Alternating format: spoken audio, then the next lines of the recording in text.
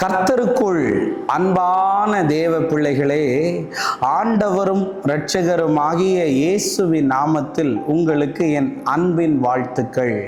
இந்த காலை நேரத்திலேயும் ஆதியாகமம் 16வது அதிகாரம் அதனுடைய 8வது வசனத்தை வாசிக்கிறேன். சாராயின் அடிமை பெண்ணாகிய ஆகாரே, எங்கிருந்து வருகிறாய், எங்கே போகிறாய் என்று கேட்டார். அவள், நான் என் நாச்சியாராகிய சாராளை விட்டு ஓடி போகிறேன் என்றாள் என்று எழுதியிருக்கிறத பார்க்க முடியும்.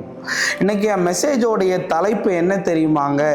பிறந்த வீடா புகுந்த வீடான்னு பேச விரும்புகிறேன்.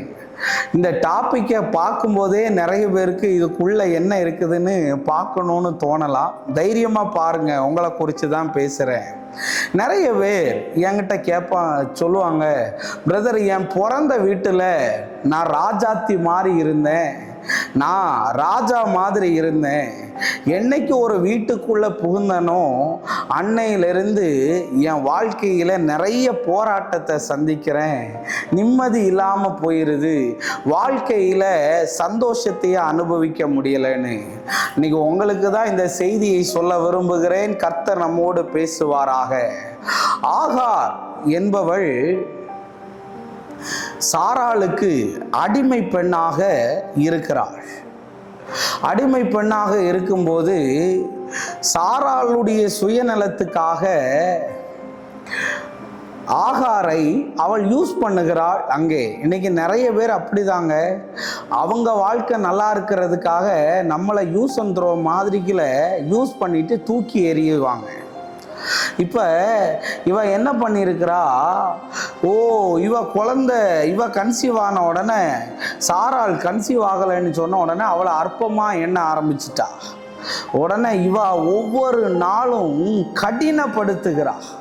ஒரு நாள் அட்ஜஸ்ட் பண்ணி பார்த்தா, 2 நாள் அட்ஜஸ்ட் பண்ணி பார்த்தா, 3 நாள் அட்ஜஸ்ட் பண்ணி பார்த்துட்டு இதுக்கு மேலே பொறுமையை இழந்து வனாந்தரத்துக்கு ஓடுகிற நேரத்தில் ஆண்டவர் அவளை கண்டு சந்தித்து 2 கேள்வி கேட்டாராம்.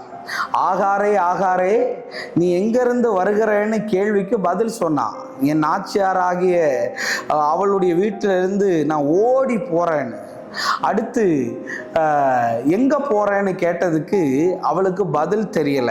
ஒருவேளை இன்னைக்கு வாழ போன இடத்துல புருஷனுடைய டார்ச்சர்னால நீ கவலைப்பட்டுக்கிட்டு இருக்கியா? நகையை கொண்டு வந்தியான்னு கேட்குறானா? உன் அம்மா வீட்டுக்கு ஓடி போயிருன்னு சொல்கிறானா? உன்னை அடிக்கிறானா? உன்னை துன்பப்படுத்துகிறானா? உன் மாமியார் உன்னை கேவலமாக பேசுகிறாங்களா? இன்னைக்கு புகுந்த வீட்டில் சித்திரவதையை அனுபவித்து கொண்டிருக்கிற பல ஆகார்களை எனக்கு தெரியும். இன்னைக்கு வரையும் பிறந்த வீட்டில் ஆசைப்பட்டதையெல்லாம் அப்பா வாங்கி கொடுத்தார். ஒரே ஒரு பொண்ணுன்னு சொல்லி பொத்தி வளர்த்தாரு. ஒரே ஒரு பையன்னு பொத்தி வளர்த்துட்டு இன்னைக்கு ஒருத்திய கல்யாணம் பண்ணினதுனால சாக மட்டும்தாங்க இல்லை, மற்ற எல்லாம் நடந்துருச்சுன்னு சொல்லி அழுது கொண்டு இருக்கிற ஆகாரே, இன்னைக்கு நான் உங்ககிட்ட சொல்ல வர்றேன், உன்னை அற்பமா எண்ணிட்டாங்களா? கவலைப்படாத. அதுக்குன்னு போய் டைவர்ஸுக்காக நிற்காத, பஞ்சாயத்துக்குன்னு யாரையும் கூப்பிடாத. ஆண்டவர் அவளுக்கு ஒரு ஆலோசனை சொன்னாரு, உன் நாச்சியார் அண்டையின் போய் கையின் கீழே போய் அடங்கிருன்னு. ஆண்டவரே, நான் அங்கதான் வேதனைன்னு சொல்றேன், அங்கேயே என்ன உட்கார வைக்கிறீங்களேன்னு கேட்குறியா? வேற எங்கேயும் உயர்த்தினா அந்த உயர்வுக்கு ஒரு அர்த்தம் இருக்காது. மகனே, மகளே, உன்னை எங்கேருந்து துரத்தி விட்டாங்களோ, எந்த வேலையில் இருக்கக்கூடாதுன்னு சொன்னாங்களோ, எந்த ஊழியத்தில் இருக்கக்கூடாதுன்னு சொன்னாங்களோ, எது உனக்கு கிடைக்கக்கூடாதுன்னு சொன்னாங்களோ, அங்கேயே தேவன் ஆகாருக்காக கர்த்தர் ஒரு அற்புதத்தை செய்தார். இன்னைக்கு வேலைக்காரிய மாதிரி புகுந்த வீட்டில் இருக்கிறையா? துணி துவைச்சு போடுற மிஷின் மாதிரி ஆயிட்டியா? எல்லாரும் உன்னை யூஸ் பண்ணிட்டு தூக்கி எறிகிறாங்களா? அடிமை மாதிரி இருக்கிறையா? கவலைப்படாத. ஆகாருடைய வாழ்க்கைக்கு நீரூற்றுகளை திறந்த தேவன் உன் வாழ்க்கைக்கும் உன் பிள்ளைகளுடைய வாழ்க்கைக்கும் ஒரு நீரூற்றை திறப்பார். புருஷன் பொறுப்பு இல்லாமல் அலையிறானா? குடித்து கொண்டு அலையிறானா? கடனை வாங்கிட்டு அலையிறானா? கவலைப்படாத, உன் வாழ்க்கை மாறும். கர்த்தர் உன்னை ஆசீர்வதிப்பார். நம்ம ஜெபிப்போம்.